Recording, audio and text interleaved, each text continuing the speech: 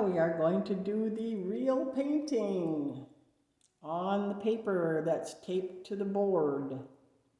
So you're going to turn the paper the direction that I have it. Last time we did it up and down this way, but now we're going to turn it this way, and we're going to try painting those clouds and the little land, the green land off to the distance. So, if you would like, with very light pencil, you can put a line across. Don't use a ruler, because it will look fake. This is your edge of your water right here. And then you can kind of draw in your little land thing. So I don't know if you can see that, but that's as dark as I'm going to do it because I don't want any marks in my paper. So if you were watching, you saw me draw that in there. I'll do it again, just pointing. You're going to draw a line like that, and then just kind of a quick squiggle outline of a mountain. Don't fuss, just draw something very rough.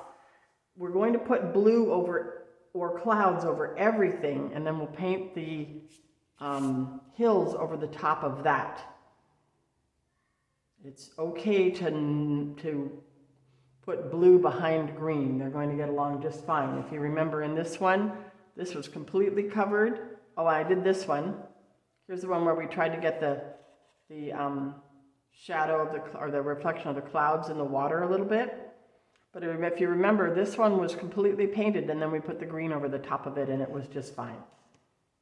So, I'm going to pause the video while I go clean off my plate, because my plate's a mess. I thought better of that. I'm not going to clean off my plate, because I've got the colors I need right here. Here's my sky. Here's the green, dark green for the hills.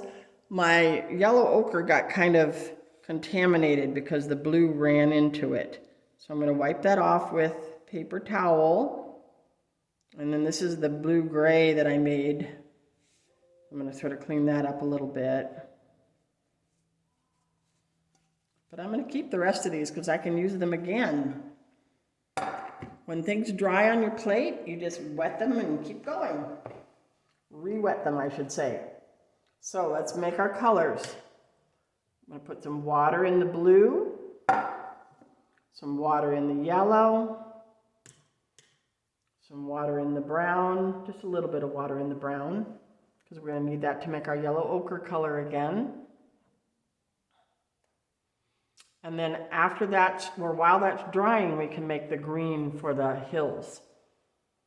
So we'll let that sit for a second.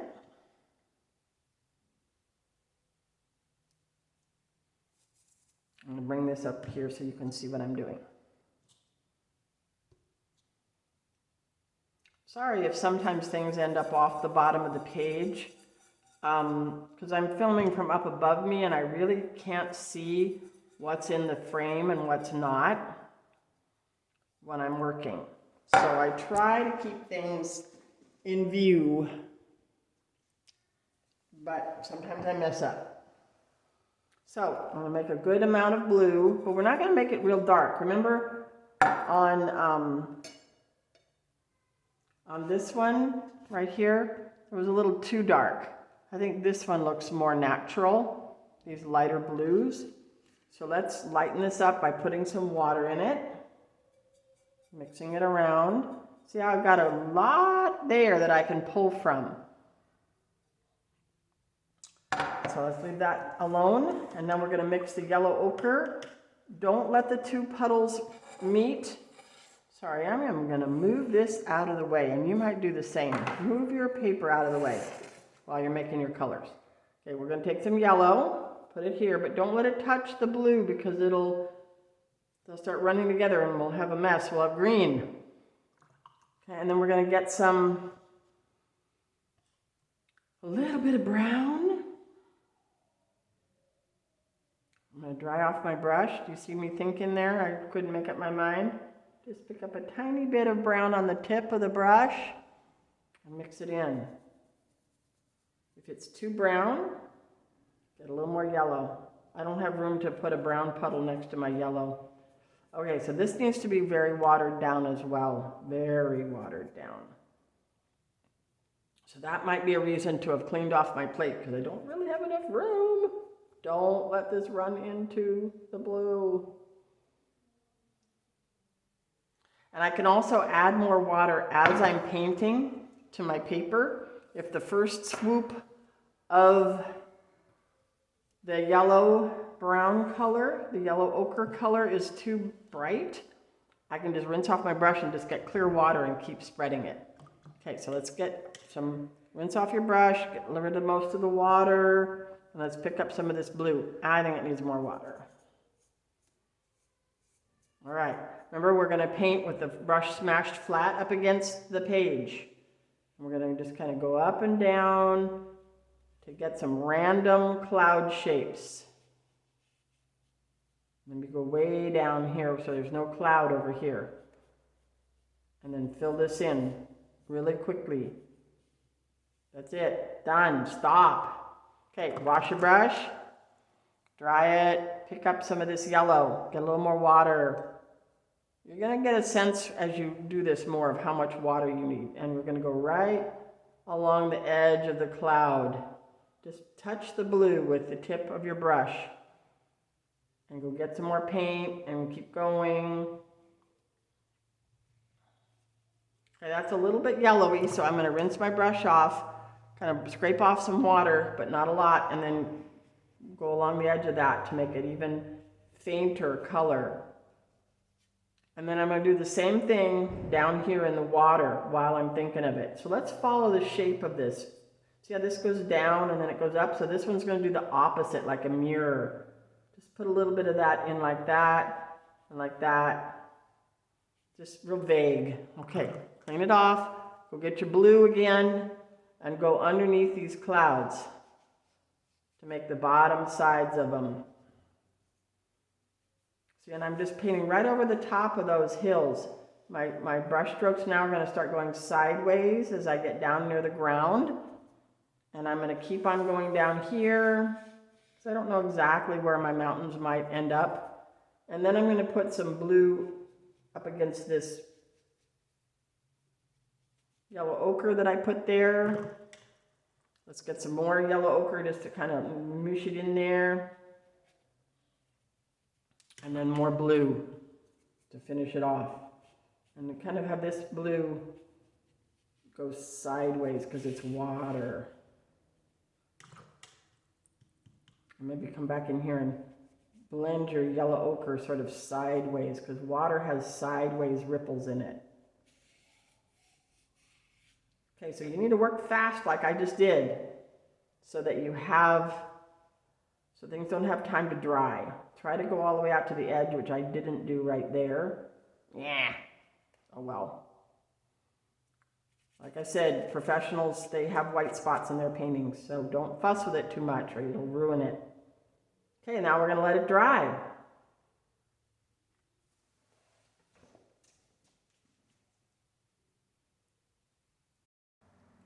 Hi. So I just put my picture out in the sun to dry. So I'll be back in about 3 seconds because of the magic of film, but it'll probably be more like in real life about 10 minutes for it to totally dry. All right, I'm back.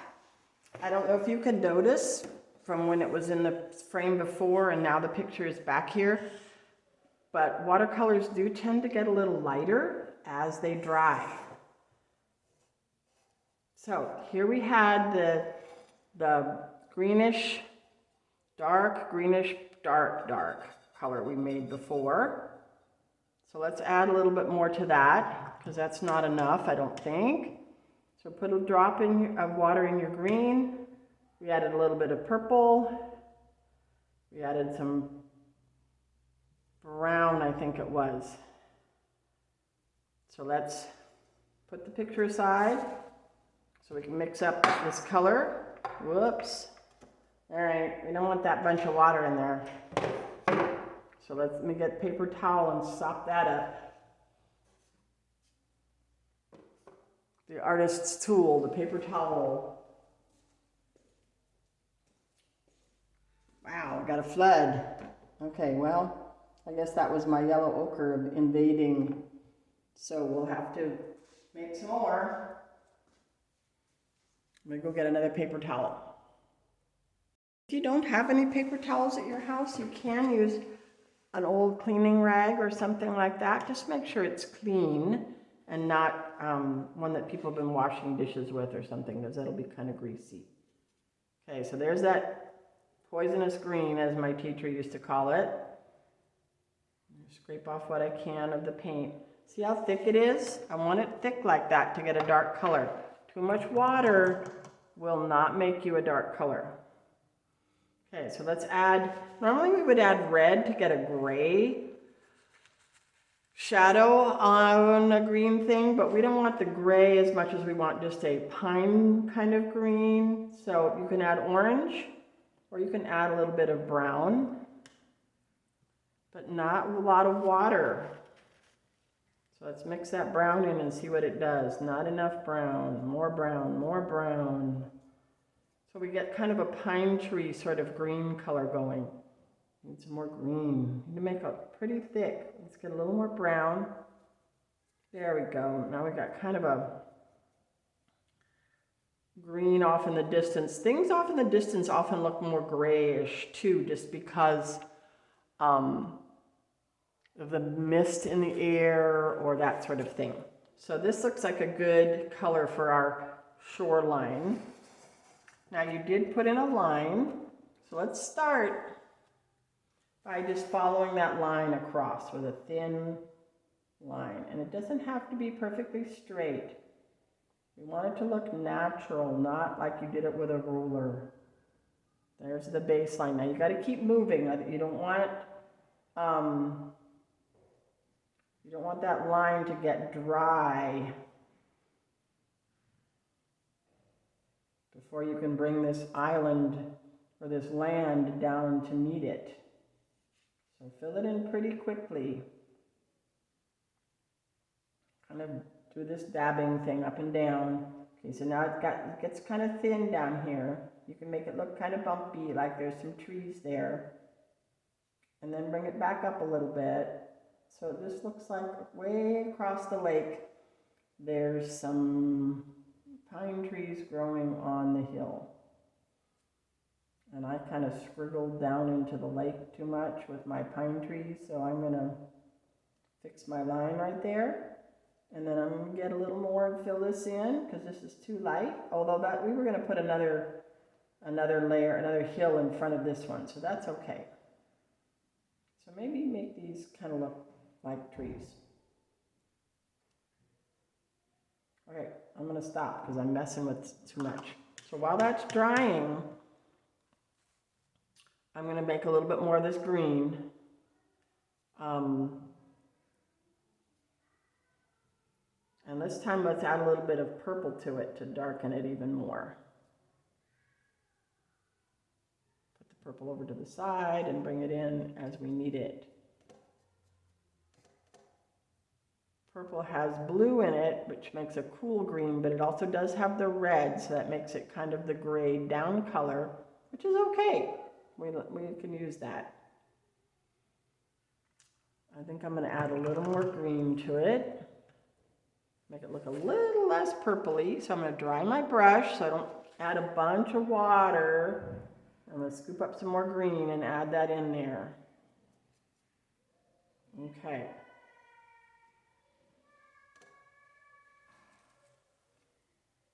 And I'm waiting for this to dry, because if I put it on now when it's not dry, what's going to happen? It's just going to fuzz off into the other green, which is not what we want. We want a sharp line. If you remember in this one, a sharp line between these foreground trees and the background trees. So I'm going to look at it. It looks pretty dry, because I didn't put a lot of water to start with. It's a little bit cool, so I'm going to stop the video and just give it a second to dry. All right, I'm back. So I'm going to take now my darker color and do a hill in front of it. But see how I did this? I didn't like follow the shape of the hill. I kind of went down and back up just to make it look more natural. So you might want to do that. Just kind of go down and then go up and back down again or something. You know, just make it look interesting. And you'll also learn as you do this more what looks real and what looks kind of too perfect. One YouTube lady I like to watch her paintings, she talks about things being perfectly imperfect. Because she doesn't say this, but I say this, because God made things naturally. They grow on their own. We don't control them. And so they come out however they come out. It's not something you can control. You can't control the shape of a tree. I mean, you can prune it, but it still will grow how it wants to grow. And that's the beauty of it. There are no perfect flowers, and that's what makes them beautiful, is everyone is unique.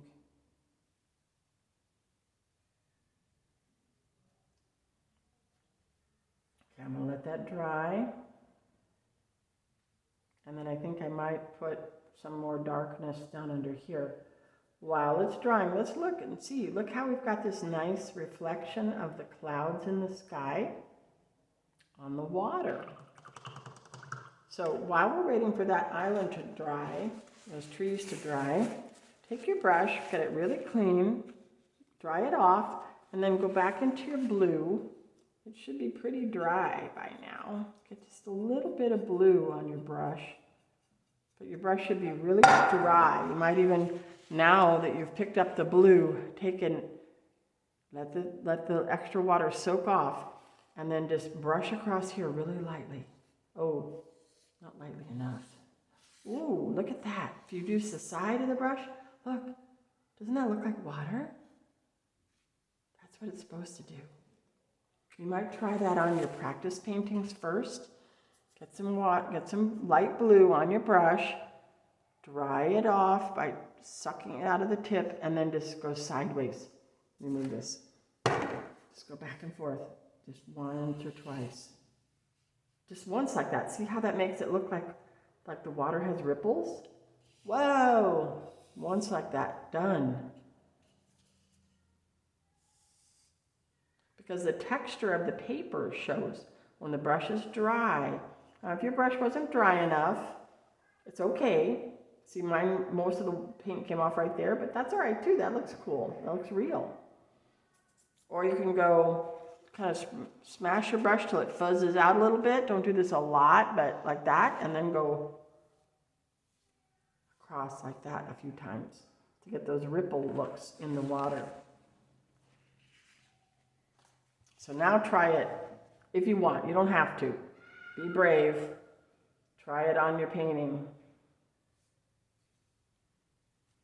And now let's go back and add another layer of green to the little trees across the way. Let's see if we can get one more layer of trees looking.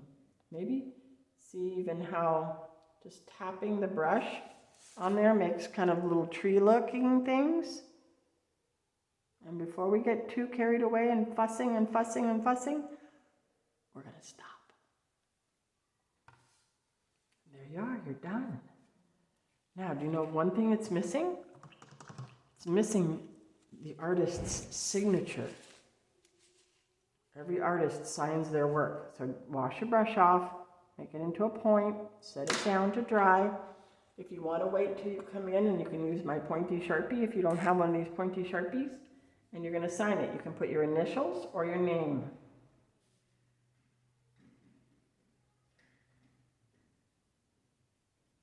And the date, 20. I have paintings at my house that say Margaret, 94. So that means I painted that in 1994, and now I know I can go back and look and see how long ago that really was. And now the best part, the removal of the tape. I'm going to do it, and then I'll turn the camera back on when I'm done. Remember how to do this. You get it started and then you pull straight down at a right angle to the edge. And go slowly. If you go too fast, you end up pulling off paper like I did. And normally you would frame a painting anyway, and you would put a mat, which is a piece of colored board, paper, not paper, but cardboard stuff, decorative cardboard, right up against the white part. So it's not going to matter if it tears a little bit. But go slowly.